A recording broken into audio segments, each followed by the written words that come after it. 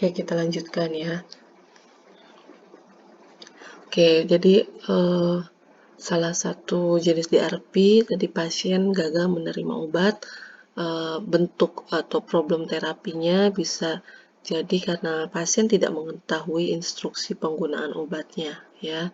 Tadi yang saya sampaikan sebelumnya bahwa setiap obat itu memiliki karakteristiknya masing-masing, termasuk cara penggunaannya ya.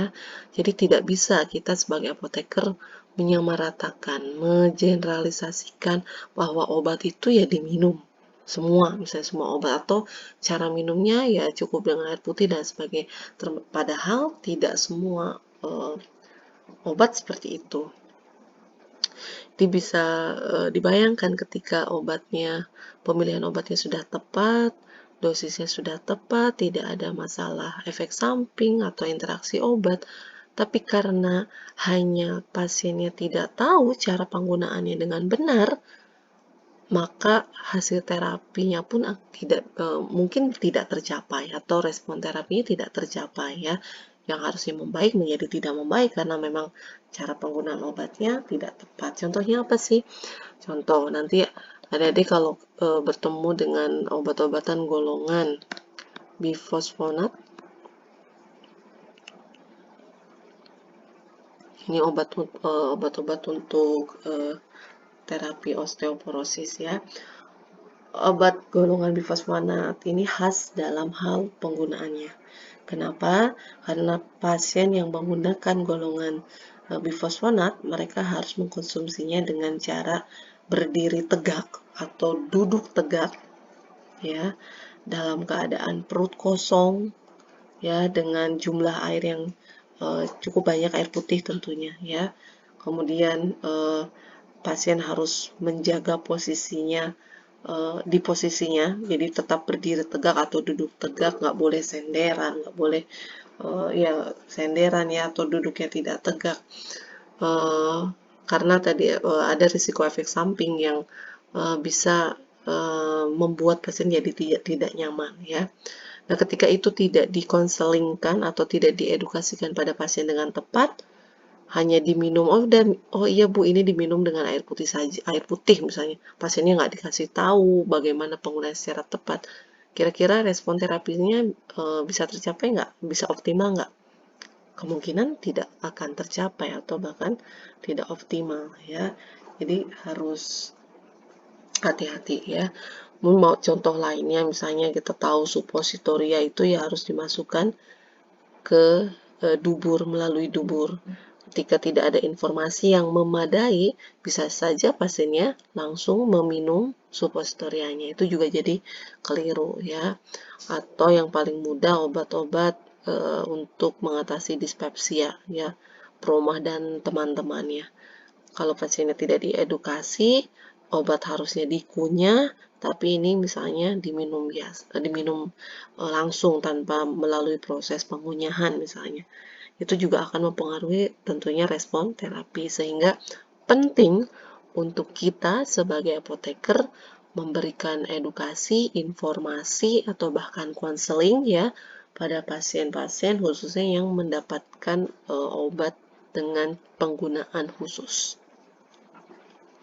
Oke, problem terapi yang lain ini pasien tidak mau menggunakan obatnya, dan memang artinya ini pure dari pasiennya ya, ketika mereka obatnya tidak ada masalah dengan obatnya, semuanya sesuai gitu ya, tapi memang pasien yang tidak mau mengkonsumsi obat, dan di lapangan pun ini banyak terjadi, khususnya untuk penyakit-penyakit kronis yang mengharuskan pasien mengkonsumsi obat dalam jangka waktu yang panjang ya, atau long term.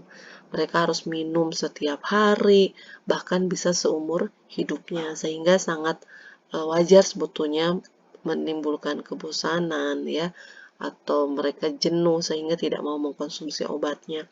Atau bisa juga karena pasien tidak bisa mentoleransi efek samping.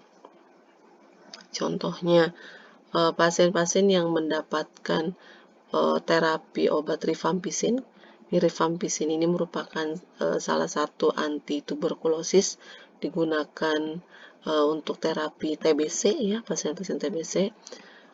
Efek samping yang muncul dari penggunaan rifampicin ini salah satunya adalah urin pasien akan berwarna merah. Ya, salah satu efek sampingnya. Bayangkan ketika pasien tidak mendapatkan informasi yang memadai terkait efek samping yang mungkin muncul pada pasien ya. Tentunya pasien ketika melihat atau pada saat berkemih melihat urinnya berwarna merah, kaget nggak kira-kira? Pasti kaget, pasti khawatir gitu. Kenapa ya? Saya kok minum obat malah urinnya jadi warnanya merah? Sehingga mereka memutuskan akhirnya mungkin tidak mau mengkonsumsi obat. Tapi ketika kita edukasikan bahwa itu merupakan efek samping yang lazim pada pasien yang mengkonsumsi rifampicin, tidak membahayakan pasien, justru ketika tidak diminum penyakitnya menjadi tambah parah, ya mungkin pasien akan patuh ya atau akan mau terus mengkonsumsi obat-obatnya. Oke, kemudian ini problem terapi yang lain, lupa menggunakan obat. Ini juga sama ya, jadi untuk penggunaan obat jangka panjang, long term, penyakit-penyakit kronis sangat beresiko atau sangat sering pasien biasanya lupa untuk mengkonsumsi obatnya ya, sehingga ya mau tidak mau memang kita sebagai apoteker juga perlu memberikan motivasi, mengingatkan pasien dan caregivernya tentunya. Caregiver di sini ya keluarganya atau orang yang merawat pasien tersebut ya, untuk terus mau menjaga, merawat, termasuk dalam hal mengingatkan penggunaan obatnya. Atau bisa juga obat terlalu mahal, ini juga masalah. Ya, cost ya, di salah satu hal yang perlu kita pertimbangkan dari pemberian obat tentunya adalah cost. Terlebih di Indonesia ini sudah menerapkan jaminan kesehatan nasional yang secara menyeluruh ya dengan BPJS, sehingga dan tidak semua obat itu masuk ke dalam platformnya BPJS ya, tidak semuanya tercover oleh BPJS, sehingga bisa jadi ketika itu tidak tercover ya mereka harus membeli sendiri. Dan mungkin untuk sebagian pasien itu menjadi masalah juga, menjadi kendala ya.